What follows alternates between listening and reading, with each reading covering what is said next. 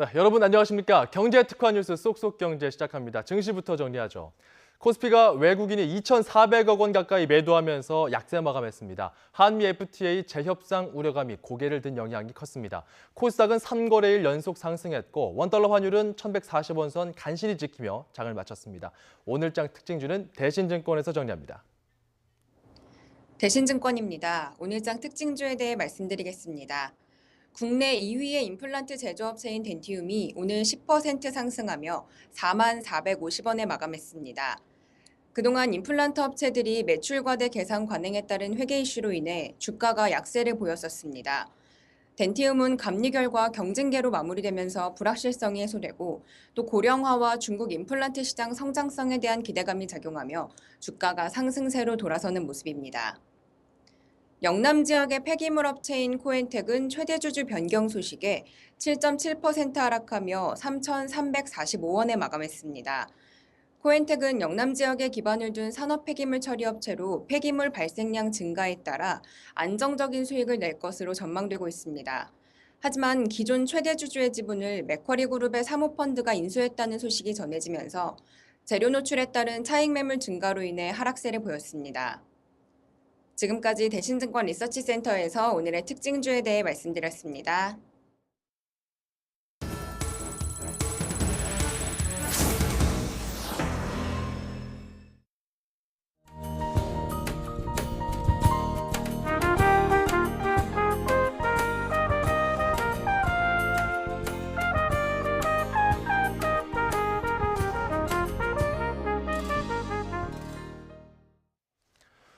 하루하루 급변하는 투자 환경 속에서 매일 실적을 내야 하는 증권업계는 그야말로 피말리는 전쟁터입니다. 그런데 47세의 대형 증권사 최연소 CEO로 취임한 이후 무려 연임 10번이라는 기록을 세운 분이 오늘 스튜디오에 나왔습니다.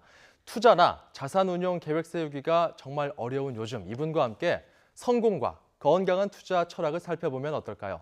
한국투자증권 유상호 대표이사 나와 있습니다. 어서 오십시오. 예, 안녕하십니까? 연임을 10번이나 하셨다면서요. 사실입니까? 예, 이게 근데 그 회사마다 임기가 다르기 때문에 10연임이라고 그러면은 이제 좀 오해가 있으실 수 있는데요. 그냥 쉽게 말씀드리면 사장을 10년 했다. 11년째 하고 있다 이렇게 봐주시면 될 것 같고요. 근데 증권업계에서는 그게 참 쉬운 일이 아니잖아요. 그렇죠. 증권업계라는 게 어떻게 보면 매일매일 평가를 받는 그런 직업이기 때문에 10년이 짧은 세월은 아닌 것 같고요. 그동안 뭐 시장에 큰 부침도 있었는데 그래도 대가 없이 10년 이렇게 온 거 보면은 저희 정말 300만 한국투자증권 고객 여러분들께서 얼마나 저희를 아껴주셨나 하는 생각이 들고요. 비결이 있을 것 같은데요. 마음입니다. 아무래도 뭐 실적이 좀 받침이 돼야 되겠죠, 그죠? 실적. 예. 저 같은 경우는 제가 2007년에 취임을 했는데 그때 저희 회사가 쉽게 말씀하면 4등, 5등 정도 하는 회사였는데 4년 만인 2011년에 이제 손익 측면에서 업계 1등이 되고 나서 지난 6년 동안 정상의 자리를 계속 지켜왔으니까 아마 그게 큰 도움이 되지 않았나 생각을 하고 있습니다. 그 수익이 잘 나려면 사실 그 증권사 같은 경우는 그 고객의 돈을 이제 매매하면서 얻는 중개 수수료 이게 중요한 수익이지 않습니까? 이것만 가지고는 좀 어렵지 않았습니까? 그렇죠. 과거에는 그게 차지하는 비중이 굉장히 컸었는데, 근데 증권사 업무를 이렇게 보시면은 증권사의 본업이라는 것이 자금을 필요로 하는 사람과 자금을 공급하는 사람을 자본시장을 통해서 매치시켜 주는 거기 때문에 우리가 주식 중개업 같은 경우는 이 고객 일반 개인을 대상으로 하는 업무의 일부분이고요. 그다음에 기업을 상대로 하는 기업금융이나 또 그로 인해서 발생하는 각종 트레이딩이나 이런 것들이 다양하게 연결되어 있는데 저희는 이제 그런 증권업의 모든 부분에 있어서 고른 균형, 그러니까 어느 한 곳에 치우치지 않고 골고루 발전시키려고 노력을 해왔고 그게 성과를 거뒀기 때문에 수익원이 다변화된 게 아닌가 생각을 하고 있습니다. 뭐 기업 금융도 있고 여러 가지 분야에서 수익을 다변화했다 이거거든요. 자, 그렇다면은 그런 곳에서 수익이 계속 창출이 되면은 중개 수수료를 더 많이 벌기 위해서 무리하게 사고 팔고 이런 관행이 좀 증권업계에 있었는데 이런 거는 지양할 수 있었겠네요. 그렇습니다. 상대적으로 주식 중개로부터는 수수료 비중이 낮았기 때문에 거기에 특별히 치중할 필요도 없었고요. 그 다음에 이제 아까 말씀드린 다양한 다른 업무로부터 새로운 부가가치를 창출할 수 있었기 때문에 그래서 저희는 영업 직원들을 평가할 때도 고객 수익률을 중요한 항목으로 집어넣습니다. 그래서 고객이 수익을 올리지 못하면 그 직원도 좋은 평가를 받지 못하고 또 보상도 제대로 받지 못하는, 그러니까 회사와 고객의 이해관계가 일치되는 그런 시스템을 만들게 되었습니다. 그걸 위해서 뭔가 헝그리 정신 같은 것들을 강조하셨다면서요? 이 업 자체가 워낙 그 어떤 근성 내지는 그 어려움을 딛고 일어서는 게 없으면 견딜 수 없기 때문에 그런 식으로 항상 직원들에게 어떻게 보면 갑을병정의 정의 입장에서 항상 이 바닥에서 노력하는 그런 정신을 강조를 해왔습니다. 그런 정신이 한국투자증권의 강점이라고 봐도 될까요? 그렇습니다. 특히 저희 한국투자증권은 다른 큰 증권회사들을 보면은 큰 재벌의 계열사거나 큰 은행의 계열사입니다. 근데 저희 한국투자증권은 정말 어디 하나 비빌 언덕이 없는 저희만이 혼자서 모든 걸 해나가는 그런 데에 되기 때문에 더더군다나 그런 헝그리 정신이나 어떤 독립 정신 이런 게 필요했던 거죠. 또 보니까 뭐 대체 투자에도 관심이 있고 뭐 부동산 펀드로도 상당히 업계에서 선두주자라는 평가를 받고 있다고 하던데 말이 어렵습니다. 대체 투자가 뭐예요? 보통 투자하면은 투자가 여러분들은 그냥 주식 채권 정도를 생각하시는데 그게 전통적인 투자고요. 그거를 제외한 그다음에 무슨 파생 상품이나 부동산이나 뭐 아니면은 실물이나 이런 모든 거를 일컫는 것을 대체 투자라고 합니다. 그러면은 그 부동산 펀드는 어떤 겁니까? 뭐 고객들의 돈을 모아서 부동산에 투자하는 겁니까? 그렇습니다. 고객의 돈을 모아서 펀드를 만든 다음에 그 펀드가 부동산에 투자를 하는 건데 그러니까 일반 개인들은 큰 부동산을 가지고 돈이 적으니까 살 수가 없잖아요. 그렇죠. 그 돈들을 모아서 어마어마한 이제 큰 부동산을 사는 건데 일반 펀드랑 차이점이 좀 있습니다. 이거는 보통 만기가 있습니다. 5년 이상. 그리고 최소 가입 금액이 있고요. 그리고 이 부동산 펀드라는 것은 펀드에 투자를 하면은 일정 기간 계속해서 그 임대 수익을 얻긴 하지만 펀드 만기가 됐을 때 매매 차익도 기대해 볼 수 있는 그런 류의 펀드인데 어떻게 보면은 안정적인 이 수입은 있지만 만기가 됐을 때 사실은 오를 수도 있고 떨어질 수도 있으니까 어느 정도 리스크는 감내를 하셔야 되는 그런 펀드인데 그거를 제외하고 나면 다른 것은 일반 펀드랑 똑같습니다. 뭐 수익형 부동산과 어떤 펀드를 합쳤다 뭐 이런 개념으로 봐도 되겠네요. 그렇습니다. 그렇군요. 뭐 지분을 살 수도 있고 아니면은 그 건물 전체를 다 살 수도 있고 이런 거죠. 그런데 대부분 요새 나오는 것들은 이제 건물이든 뭐든 전체를 다 사는 형태로 가는 게 왜냐하면 일반 지분만 샀다가는 나중에 그 매매가 안 될 수가 있지 않습니까? 매각을 할 때. 자, 그리고 또 보니까 해외 채권 투자도 상당히 신경 쓰고 있다. 이번에 새롭게 선보인다고 하던데 이건 뭡니까? 개인 투자자도 할 수 있어요? 그렇습니다. 국내 채권 하듯이 증권회사에 오시면 누구나 하실 수 있는데 사실 그동안 해외 채권 중에서 브라질 국채에는 많은 분들이 요새 투자를 하고 계십니다. 근데 이제 이 브라질 국채에 너무 쏠림 현상이 있는 것도 좀 우려가 되고 그래서 저희가 새롭게 이제 보고 있는 데가 이제 멕시코나 인도의 국채를 저희가 고객들에게 판매를 하기 위해서 보고 있는데 해외 채권 투자를 할 때 이제 제일 문제는 환율 변동입니다. 환율 변동. 보통 우리가 해외 주식에 투자를 할 때는 환율 리스크를 그냥 그대로 안고 들어가는데 채권은 금리 상품이기 때문에 그 환율 변동을 되게 해지를 하게 되는데 이런 이머징 마켓의 채권들은 금리가 높은 대신 환율을 해지할 수 있는 수단이 마땅치 않기 때문에 이 리스크 내지는 이게 또 기회가 될 수도 있고요.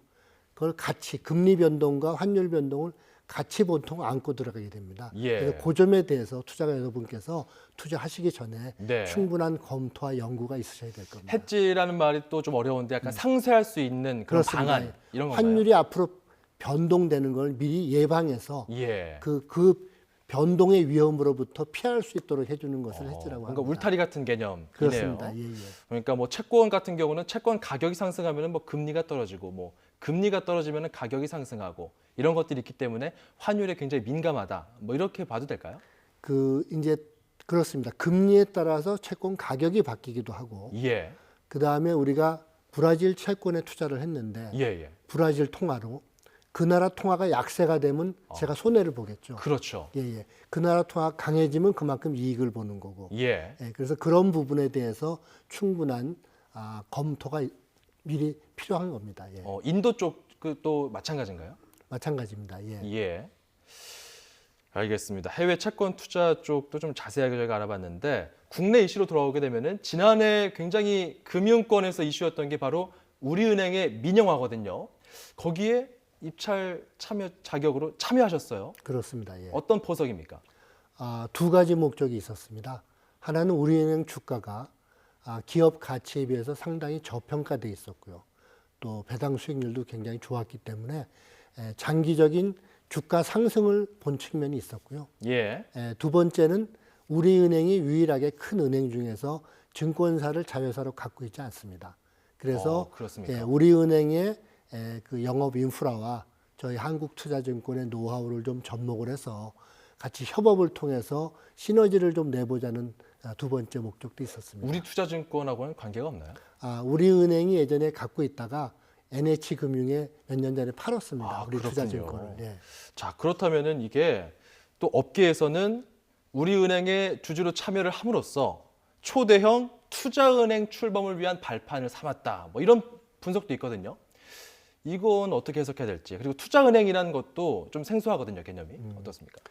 일단 투자은행부터 먼저 말씀을 드리면 우리가 예. 일반 은행을 보통 상업은행이라고 그러고 예. 증권회사를 투자은행이라고 그러는데 일반 은행들은 예금과 대출을 통한 그 이자 마진 이게 예. 이제 주 업무가 되는데 투자은행 증권회사는 아까 말씀드린 대로 자본시장을 통해서 자금의 공급자와 수요자를 매치시켜주는 그러면서 새로운 부가가치를 만들어내고 예. 또 필요하면 우리 돈도 같이 투자를 하고 그래서 투자은행이라는 말이 붙었는데 뭐 정부에서도 상당히 좀 기대하고 있다면서요? 예, 정부도 이제 대형 초대형 투자은행을 키워서 예. 자본시장을 발전시키는 것이 기업의 자금 조달을 용이하게 하고 국가 경제 발전을 이룰 수 있다.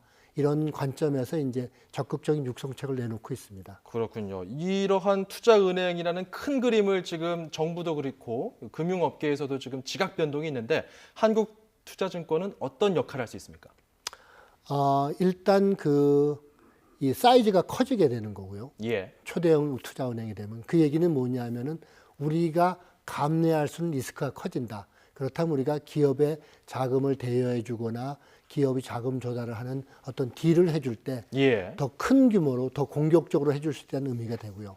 그리고 그거를 우리가 스스로 소화해낼 수 있는 기반이 되기 때문에 어허. 우리나라 기업들이 큰 프로젝트에 투자를 한다거나 아니면 새로운 어떤 뭐 자금이 필요할 때 공급할 수 있는 우리 역할이 커질 것이고요. 예. 또 그렇게 조달되는 만들어지는 상품들을 잘 포장을 해서 투자가들에게 공급을 할 수 있다면 개인 투자가들로서는 은행 금리 이상의 예. 수익을 노릴 수 있는 다양한 상품을 제공받을 수 있다는 측면에서 양쪽에 다 이득이 되는 거죠. 글로벌 무대를 상대로 영업하는 기업들을 위해서 든든한 우산이 되어줄 수도 있고 그렇습니다. 그리고 국민들에게는 또 그로 인한 또 수익까지 창출할 수 있는 그런 역할을 할 수 있다라고 말씀해 주셨어요. 지금 이야기를 쭉 들어보니까 참 말씀도 굉장히 잘하시고 그 신입사원들 특히 이제 은행권에서 혹은 뭐 금융권에서 뭐 신입사원들을 모집하는 대학가 뭐 모집 강연 같은 것들을 할 때 거의 대부분 인사 담당자들이나 뭐 그 학교 모교 출신 선배들이 와서 강연하고 하는데 사장님께서는 직접 가신다면서요? 그렇습니다. 예, 10년째 계속 하고 있는데요. 그 이유는 금융기관, 특히 증권회사는 사람이 전부라고 해도 과언이 아닙니다. 예. 사람이 빠지고 나면 남는 거는 텅 빈 사무실하고 PC밖에 없거든요. 그래서 우리가 필요로 하는 인재를 직접 가서 제 입으로 얘기하고 대화하고 소통을 하면서 뽑자는 게 이제 그 주된 목적이고요. 예. 또 하나는 취업을 하고자 하는 학생들에게도 이 증권업이라는 게 한국투자증권이라는 게 어떤 데인지를 정확하게 알려줘야만 학생들이 취업을 할 때 선택을 할 때 실수를 안 할 거기 때문에 예. 그런 걸 도와주자는 측면도 있습니다. 예. 예, 알겠습니다. 지금 이야기를 나눠볼 것들이 정말 많은데 시간 관계상 여기서 좀 줄여야 될 것 같습니다. 나중에 또 한번 초대해 주시면 오실 겁니까? 아, 그럼요. 예, 예. 예, 알겠습니다. 오늘 말씀은 여기까지 듣겠습니다. 고맙습니다. 예, 감사합니다.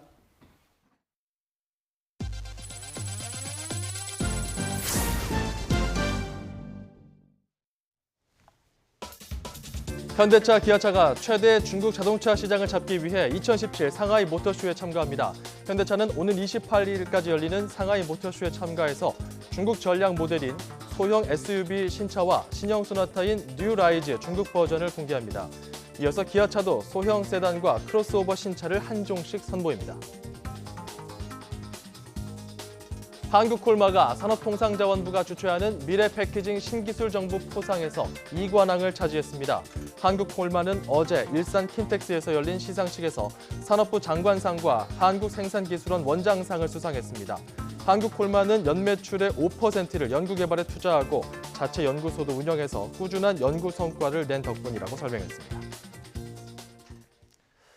네, 잠시 후 6시에는 뉴스통이 방송됩니다. 쏙쏙 경제는 다음 이 시간 돌아오겠습니다. 여러분 고맙습니다.